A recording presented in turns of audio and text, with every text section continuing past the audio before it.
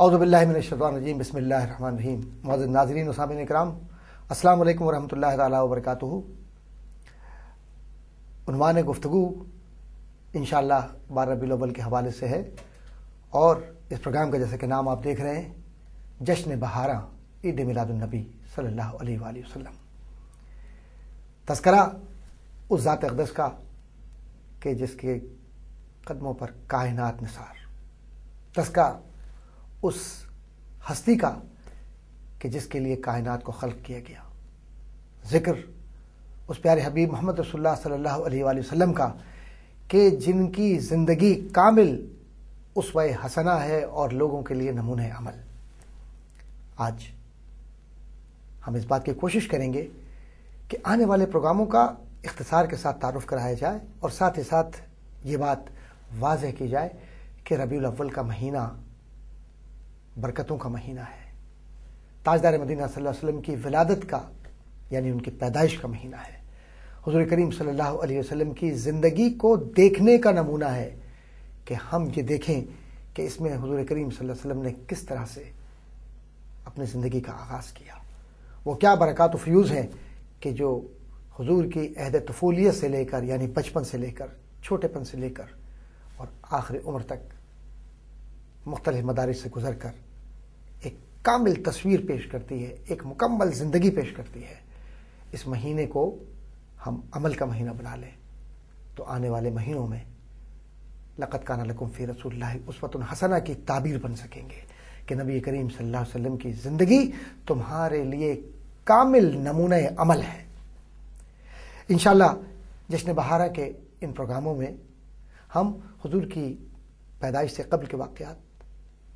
حضور کی پیدائش کے بعد کے واقعات، حضور کی سیرت کے ابتدائی زندگی کے واقعات، پھر اس کے بعد حضور کی جو درمیانی زندگی وہ، اور پھر حضور کریم صلی اللہ علیہ وسلم کی ظاہری رحلت یعنی وصال مبارک،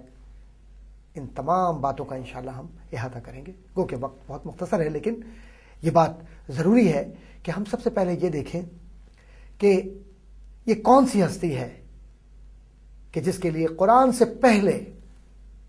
گواہی دی جا رہی ہے، یہ کون سی ذات ہے کہ جن کی اتباع کے لیے انبیاء سے عہد یعنی وعدہ لیا جا رہا ہے، یہ کیا ہیں، یہ کون ہیں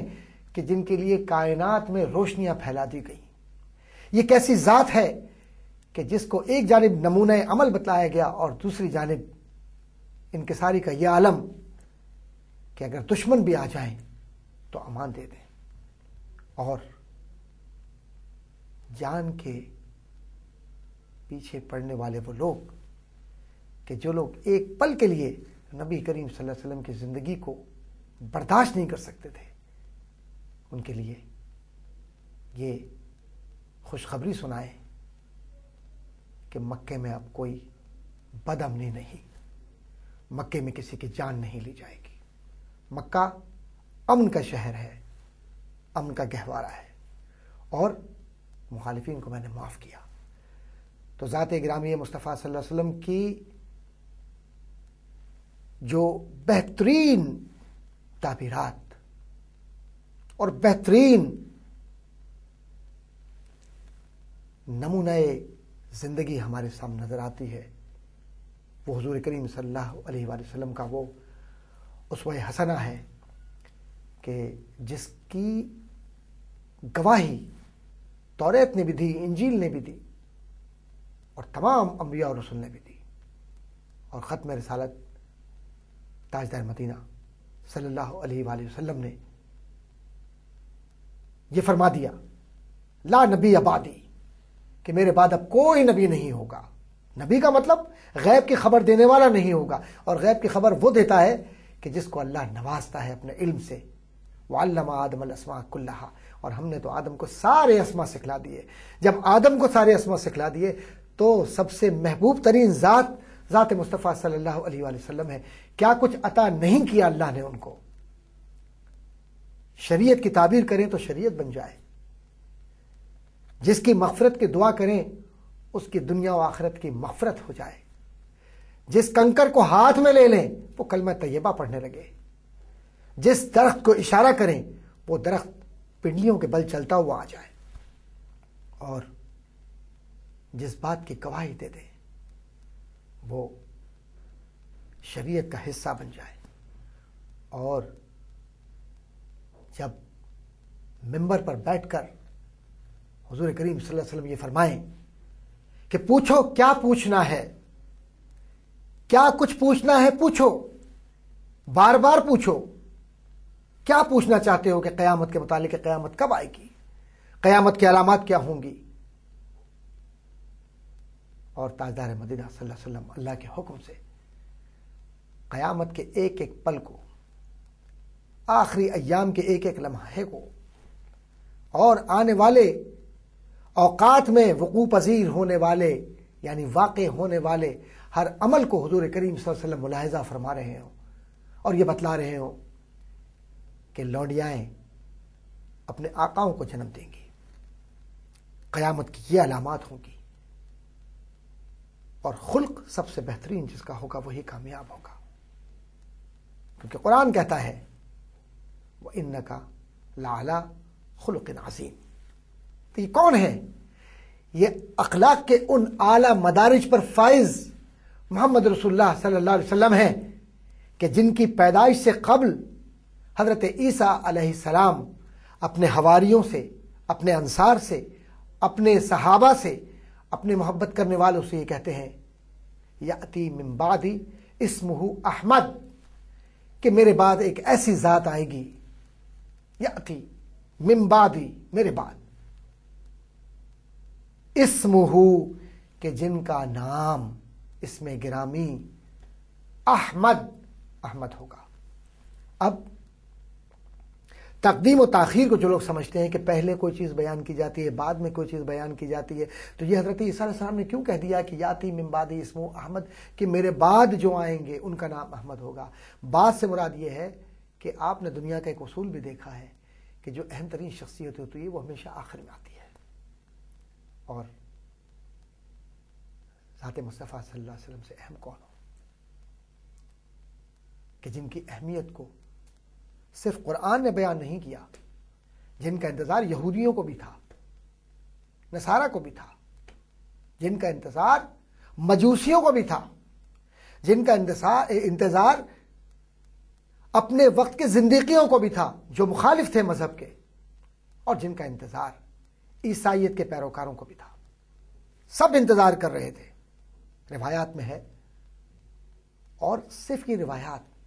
اسلامی کتب میں نہیں ہے، ذرا سا مطالعہ کیجئے آپ ان غیر مسلم مستشرقین کا، اورینٹلسٹ کا، کہ جنہوں نے کتابیں لکھی، انہوں نے حقائق کو بیان کیا ہے۔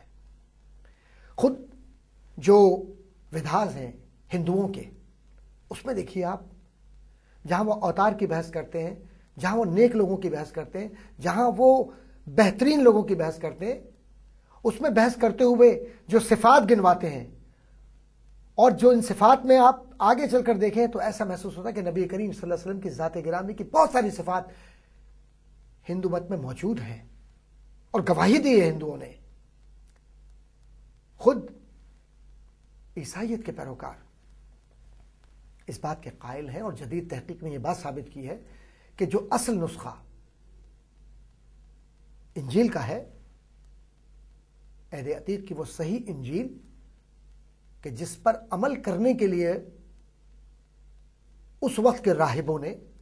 اس وقت کے ان کے عیسائی علماء نے لوگوں کو متفق کیا اور بتلایا۔ یہ سب وہ کون لوگ تھے؟ یہ وہ لوگ تھے کہ جن کو یہ بتلایا گیا کہ حضرت عیسیٰ علیہ السلام کے اس پیغام کو آگے بڑھانے کے لیے حضرت عیسیٰ علیہ السلام کے پاس جو آسمان سے وحی اترتی تھی، وہی اسی فرشتے کے ذریعے اس طرح سے آئے گی، یہ شخصیت ہوگی، ذات گرامی کا چہرہ انور ایسا ہوگا، جو حلیہ مبارک ہے، جو اپیرنس ہے وہ اس طرح کی ہوگی، حضور کریم صلی اللہ علیہ وسلم کے ناخن مبارک اس طرح کے ہوں گے، حضور کا دست اقدس یعنی ہاتھ اس طرح کے ہوں گے، چہرے انور کی مسکراہٹ ایسی ہوگی، زلفیں اس طرح ہوں گی، حضور کے چشم مبارک میں آسمان سے سرمایہ لگایا جائے گا، اور آسمان کا سرما حضور کریم صلی اللہ علیہ وسلم کے چہرے انور پر جب آپ نگاہ ڈالیں گے تو دور سے نظر آئے گا، اور حضور کی جو خوبصورت آنکھیں ہیں، جو غزالی آنکھیں ہیں، وہ آنکھیں کہ جن کے متعلق لوگ کہتے ہیں کہ جس طرف اٹھ گئی دم میں دم آ گیا، اس نگاہ عنایت پہ لاکھوں سلام۔ جب حضور کی نگاہ عنایت پڑ جاتی تو جو زمین میں خشک شے ہے، علماء نے لکھا ہے، حضور کی نگاہ کی برکت سے وہاں سبزہ اگ جاتا۔ جن کنواں میں پانی کھارا ہے، آج بھی گواہ ہے مکے کی زمین اور مدینے کی زمین، کہ جس کنویں کا پانی کھارا ہے، نمکین ہے، جس کو جانور بھی نہیں پیتے، حضور کے لعاب دہن کی برکت سے ایسی مٹھاس ہے اس میں کہ جو پی لے وہ کوثر و سلسبیل کو بھول جائے۔ عزیزان گرامی، اس ذات کے تذکرے کے لیے ہم بیٹھے ہیں، ہم مجتمع ہوئے، ایسی ذات کہ جس پر ہماری زندگیاں نثار ہوں، ایسی ذات کہ جس ذات نے رحمت کو عام کر دیا، ایسی ذات کہ جس نے اپنی غربت کو اجاگر کے یہ بتلایا کہ غریبوں سے محبت کرو، مسکینوں کا سہارا بنو، یتیموں کے سر پر ہاتھ رکھو، اور اللہ کے سوا خوف کسی کا نہ رکھو، اور طاقت کے استعمال سے گریز کرو، اور طاقت صرف اللہ کی ہے۔ کیوں؟ کہ لا تبدیل لکلمات اللہ، اللہ کے کلمات میں، ان کے اللہ کے احکامات میں کوئی تبدیلی نہیں ہے۔ اور پھر طاقت، کس کی طاقت؟ آسمانوں پر اللہ کی، اور زمین پر جب اللہ نے نبی کریم صلی اللہ علیہ وآلہ وسلم کو طاقت عطا کی تو یہ ایسی طاقت تھی کہ جس کے سامنے بڑے بڑے لوگ سرنگوں ہو گئے، قیصر و کسریٰ کی عمارتیں لرز گئیں، عرب کے جو مضبوط طبقات تھے ان میں انقلاب آ گیا، اور وقت نے یہ ثابت کیا کہ عرب کے غریب بدو جب قیصر و کسریٰ کے پر آسائش محلات میں داخل ہوتے ہیں تو یہ وہی محلات ہیں کہ جن کو نبی کریم صلی اللہ علیہ وسلم کی والدہ ماجدہ حضرت آمنہ رضی اللہ تعالی عنہا نے حضور کریم صلی اللہ علیہ وسلم کی برکت سے، جب حضور ابھی اپنی والدہ کے پیٹ میں ہے، شکم مبارک میں ہے، اس برکت سے اللہ تعالیٰ نے ایک جانب قیصر و کسریٰ دکھلا دیا، اور دوسری جانب دور دراز سفر کرتے ہوئے اونٹوں کی گردنیں دکھلا دی۔ صاحب مواہب لدنیا حضرت امام قسطلانی رحمۃ اللہ تعالی علیہ نے، اور صاحب مدارج النبوت حضرت شیخ عبدالحق محدث دہلوی رحمۃ اللہ تعالی علیہ نے، اور اسی طرح سے حضرت امام ابن حجر عسقلانی رحمۃ اللہ تعالی علیہ نے مختلف ادوار میں بہت ہی خوبصورت پیرائے میں، اور ان سے قبل دیگر ائمہ نے احادیث کی روشنی میں، کتب صحیحہ کی روشنی میں حضور کریم صلی اللہ علیہ وسلم کی ولادت مبارک یعنی پیدائش کے واقعات کو درج کیا ہے۔ ہم یہاں سے شروع کرتے ہیں بات کہ ولادت ہے کیا، میلاد ہے کیا، تولید کے معنی کیا ہوتے ہیں۔ دیکھیے، یہ سب عربی زبان کے الفاظ ہیں، اور عربی زبان میں واو لام دال ولد، اسی سے تولید ہے، اسی سے ولادت ہے۔ اردو میں یا فارسی میں پیدائش کہہ لیجئے، انگلش میں برتھ کہہ لیجئے، اپنی اپنی زبانوں میں خواہ کچھ بھی سمجھ لیجئے، لیکن ایک بات سمجھنے کی ضرورت ہے، وہ یہ کہ میلاد عیسیٰ علیہ السلام قرآن میں موجود ہے، اور قرآن میں حضرت عیسیٰ کی رحلت کا ذکر بھی ہے، اور قرآن میں یہ بھی ہے کہ سلامتی ہے اس دن پر جس دن میں پیدا کیا گیا، اور سلامتی ہے اس دن پر کہ جس دن مجھے موت آئے گی۔ اب ذرا سا اس میں تعلق قائم کیجئے تو پتہ یہ چلتا ہے کہ انبیاء کی موت اور انبیاء کی پیدائش دونوں پر سلامتی اس لیے کہ دونوں حیات ہیں، لیکن کیفیت یہ ہے کہ نبی جب پیدا ہوتا ہے تو اس کے آثار ظاہر ہوتے ہیں۔ حضرت آمنہ رضی اللہ تعالی عنہا حضور کی والدہ ماجدہ فرماتی ہیں کہ اللہ تعالیٰ نے میرے اس بیٹے کی برکت سے مجھ میں ایسی طاقت عطا کی کہ مجھے کوئی درد محسوس نہیں ہوا. درد ذہ ایک خاص درد ہے جو پیدائش کے وقت میں خواتین میں ہوتا ہے. اور اللہ تعالیٰ نے مجھے اس طرح دکھلایا اشیاء کو کہ گویا ہر شے، ہر عمل کو میں خود دیکھ رہی ہوں، اور دیکھنے کے بعد اس شے کو محسوس کر رہی ہوں کہ کس علاقے میں کیا ہو رہا ہے، کس طرح سے کیا ہو رہا ہے، کون کون سی اشیاء، یہاں تک کہ اونٹوں کے چلنے کو، اونٹوں کی گردنوں کو مڑنے کو، اور اونٹوں کے ایک دوسرے کے پیچھے کی جو قطار ہے اس تک کو میں دیکھ رہی تھی. کس کی برکت ہے؟ اگر نبی کو اللہ تعالیٰ یہ معجزات عطا نہ کرے تو وہ نبی کیسے مانا جائے گا؟ ہم ایک غلطی کر جاتے ہیں، اور ہم غلطی یہ کر جاتے ہیں میرے عزیزوں کہ ہم نبی کی ذات کو نعوذ باللہ من ذالک اپنی ذات کی طرح دیکھنے لگتے ہیں کہ انسان ہے، ہماری طرح تو ہے، ہماری طرح ہی تو بازاروں میں چلتے پھرتے ہیں، ہماری طرح ہی تو شادی کی، ہماری طرح ہی تو کھانا کھایا، ہماری طرح تو پیدا ہوئے، ہماری طرح تو دنیا سے چلے گئے. میں ایک شک کا ازالہ کرتا چلوں کہ یہ ظاہری شکل اللہ تعالیٰ نے ان کو اس لیے عطا کی کہ لوگوں کی عقل کے مطابق، ان کے ماحول کے مطابق، ان کے حالات کے مطابق، ان کی ضروریات کے مطابق نبی ان سے گفتگو کریں. دیکھیے، بڑی اہم بات ہے، ہم سب کا اس بات پر اتفاق ہے اور عقیدہ ہے کہ حضرت عیسیٰ علیہ السلام کو اللہ تعالیٰ نے زمین سے آسمانوں پر اٹھا لیا ہے. عقیدہ ہمارا ہے یہ. جو اس کو نہ مانے اس کے متعلق آپ فیصلہ کیجیے. اب اگر وہ عام انسان ہوتے، آسمان پر کیوں اٹھائے جاتے؟ نبی عام انسان نہیں ہوتا، یہ غلط فہمی دور کر لیجیے. حضرت عیسیٰ نے پتھر بھی کھائے، حضرت عیسیٰ علیہ السلام نے سزائیں بھی، مشکلات بھی بھگتیں، بے وفائیاں بھی جھیلی، منافقت کو بھی دیکھا، ثابت قدم رہے، اور ان کی پیدائش کا تذکرہ ہوا. اب جو ولادت نبی کریم صلی اللہ علیہ وسلم کی ہے، اس کا تذکرہ قرآن کریم میں کیسے ہے؟ پہلا معاہدہ جو انبیاء کی ارواح سے ہو رہا ہے، ساری روحوں کو اکٹھا کیا، اور قرآن فرماتا ہے کہ پھر ہم نے ان سے ایک میثاق، ایک وعدہ لیا. کیا وعدہ لیا؟ کہ جو نبی تشریف لائیں گے اس دنیا میں، تم ضرور بے ضرور ان کی مدد کرو گے. لَتَنْصُرُنَّ، ضرور بے ضرور ان کی مدد کرو گے. مدد کیسے ہوگی؟ مدد اس طرح ہوگی کہ ان کے پیغام کو عام کرو گے، ان کی محبت کو عام کرو گے، ان کی زندگی کے واقعات کو جو تورات، زبور، انجیل اور دیگر تم سے پہلے، تم سے بعد قرآن تک آئیں گے واقعات، ان کو بیان کرو گے. اب اس غلط فہمی میں انسان نہ رہے کہ نبی ہماری طرح ہے. نبی کا رتبہ، نبی کی ولادت، نبی کا انتخاب،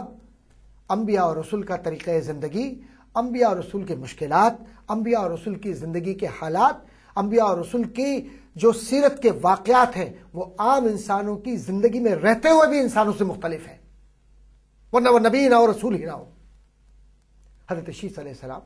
حضرت ادریس علیہ السلام، قصص الانبیاء امام حضرت شاہ ولی اللہ محدث دہلوی کی کتاب ہے، اور اس کے علاوہ بھی دیگر قصائص موجود ہیں کتابوں میں. آپ ذرا سا پڑھیے تو صحیح، آپ کو اندازہ ہوگا کہ یہ جو انبیاء کی ولادت ہے یہ ایک خاص مقصد کے لیے ہے. تو قرآن کریم میں نبی کریم صلی اللہ علیہ وسلم کی میلاد کا ذکر موجود ہے، اور پہلی میلاد تو آسمانوں پر کی گئی جب ارواح کو جمع کیا، حضور سے محبت کا، اتباع کا وعدہ لیا گیا، اور انبیاء نے بھی اور تمام انسانوں نے بھی حضور کی اتباع اور حضور کی محبت کا اعادہ کرتے ہوئے یہ بتلایا کہ ہم مدد بھی کریں گے، محبت بھی کریں گے، ساتھ بھی رہیں گے، اتباع بھی کریں گے، اور پیغام مصطفیٰ صلی اللہ علیہ وسلم کو عام بھی کریں گے.